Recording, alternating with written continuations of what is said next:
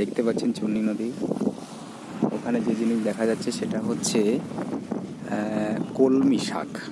কলমি শাক, প্রচুর পরিমাণে কলমি শাক দেখা যাচ্ছে।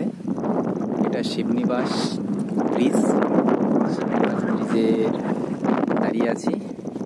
মাঝখান দিয়ে যে নদীটা বয়ে গেছে সেটা হচ্ছে চূর্ণী নদী। প্রচুর কচুরিপানা আছে। পর্যটকরা এখানে আসেন এবং বিভিন্নভাবে তারা সময় কাটান। যাই হোক, আমরা দেখতে পাচ্ছি দূরে একটা কাপল দেখা যাচ্ছে, ওরা প্রেম করছে। ওই যে দেখুন কাপলটা প্রেম করছে, ওরা বসে বসে দেখেন কিস করছে।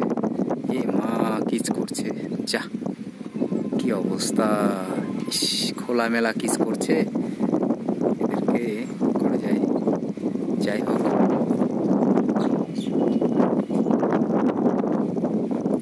দেখুন প্রচুর কলা গাছ। ওই দেখুন নদীর পাড়ে প্রচুর কলা গাছ, দুই পাশে কলা গাছ, আম গাছ, লিচু গাছ, জাম গাছ, কাঁঠাল গাছ, সমস্ত রকমের গাছ আছে এবং কাঠের গাছ তো আছেই। কলমি শাক তোলার কাজ চলছে, ওই যে দেখতে পাচ্ছি। দেখুন কি সুন্দর দেখা যাচ্ছে, অভিনব জিনিস, কি সুন্দর দৃশ্য।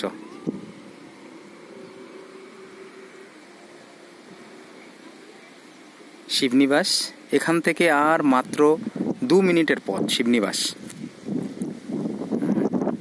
2 মিনিটের পথ। শিবনিবাস ঘাট দেখা যাচ্ছে।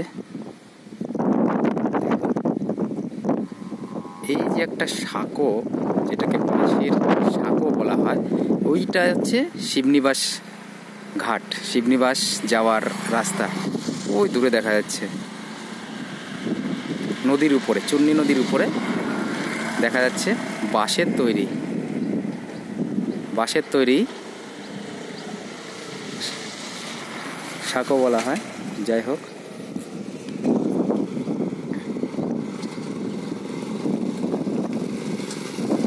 কি সুন্দর। আমি এখন দাঁড়িয়ে আছি একদম চূর্ণী নদীর উপরে, ব্রিজের উপরে।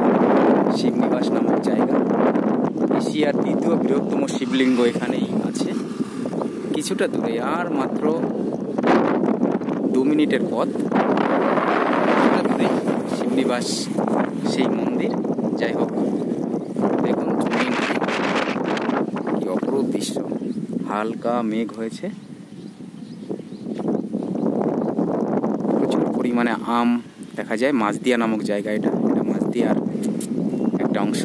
প্রচুর পরিমাণে হিমসাগর আম পাওয়া যায় এখানে। যাই হোক, ভিডিওটা দেখার জন্য অসংখ্য ধন্যবাদ। সবাই ভালো থাকবেন।